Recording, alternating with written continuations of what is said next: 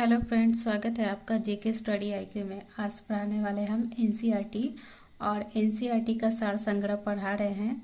यह one liner book है और इस बुक में 6 से लेकर 12 तक का दिया हुआ है और सारे सब्जेक्ट के बारे में इसमें बताया हुआ है अच्छे से। इसका जो है क्वेश्चन जो है इसमें एग्जाम में किस टाइप का क्वेश्चन आता है वो इसमें बताया हुआ है। और हम पढ़ रहे हैं फिजिक्स में आज हम पढ़ाएंगे यांत्रिकी। इसके पहले के क्लास में ये हम बता चुके हैं, अगर आप उसको नहीं देखे तो एक बार जाकर ज़रूर देख लें। बहुत छोटा क्लास है और 10 से 15 मिनट में अच्छे से रिवाइज हो जाएगा। आज हम पढ़ाएंगे यांत्रिकी।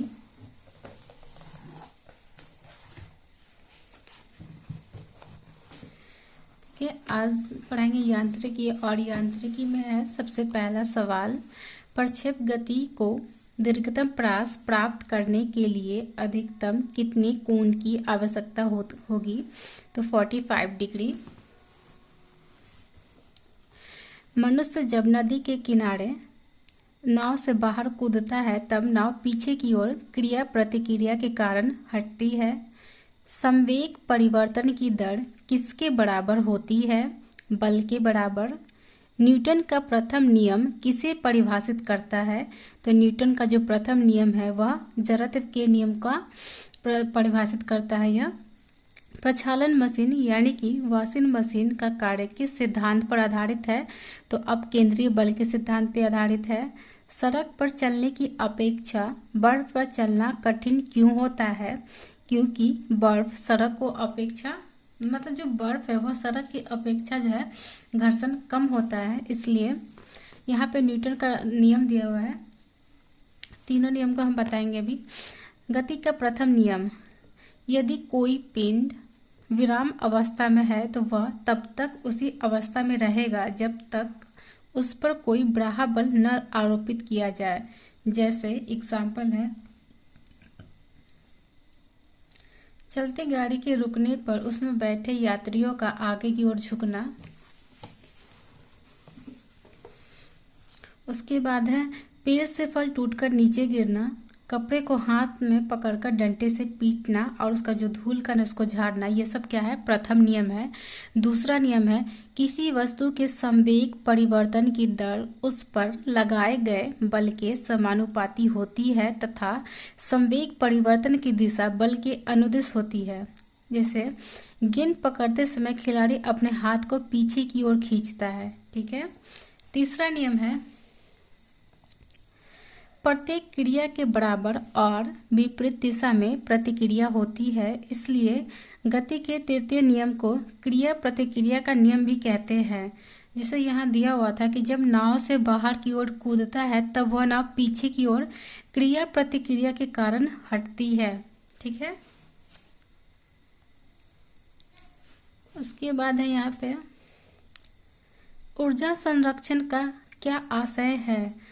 ऊर्जा का न तो सृजन किया जा सकता है और न ही इसे नष्ट किया जा सकता है। अगला सवाल है, अंतरिक्ष से गिरता हुआ पिंड पृथ्वी के वायुमंडल में प्रवेश करने पर क्यों जल उठता है? तो वायु के घर्षण के कारण। ग्रहीय पिंडों की परिक्रमण गति ग्रहों द्वारा सूर्य का परिक्रमण में प्रभावी बल है, अभिकेंद्रीय बल। दूध मथने के पश्चात क्रीम का दूध से पृथक हो जाने का क्या कारण है? तो ये अपकेंद्रीय बल के कारण होता है। वायु की ऊर्ध्वाधर गति को क्या कहते हैं? तो वायु का प्रक्षोभ कहते हैं। रॉकेट किस सिद्धांत पर कार्य करता है? तो रॉकेट जो है वो संवेग संरक्षण के सिद्धांत पर कार्य करता है।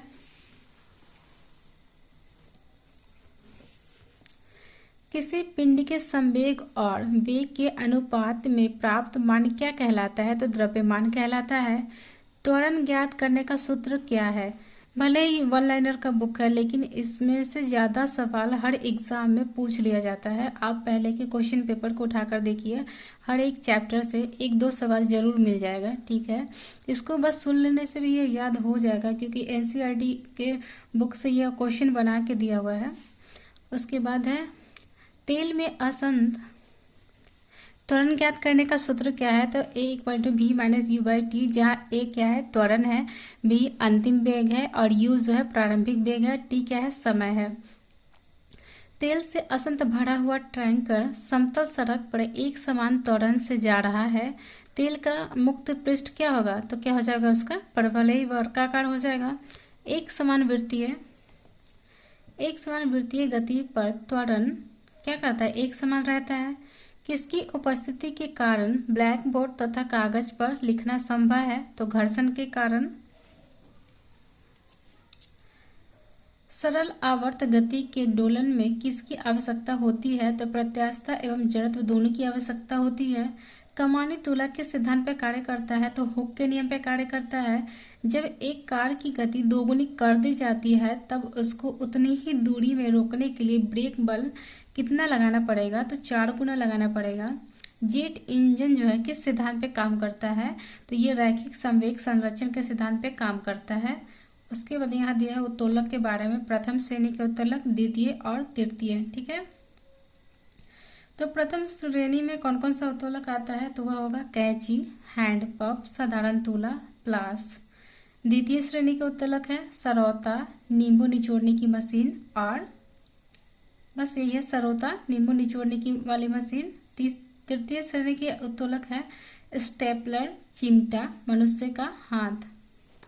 पेचकस के द्वारा पेच घुमाना एवं दरवाजे के हत्थे का कब्जे से दूर लगाना बल अघूर्ण का उदाहरण है। ठीक है, अब इस क्लास में जो है बताया है हम यांत्रिक के बारे में, तो इसमें हर एक चैप्टर के बारे में एक ही पेज में अच्छे से बता दिया है। ठीक है, तो नेक्स्ट क्लास में हम नेक्स्ट चैप्टर को बताएंगे। आज के लिए इतना ही। Thank you class.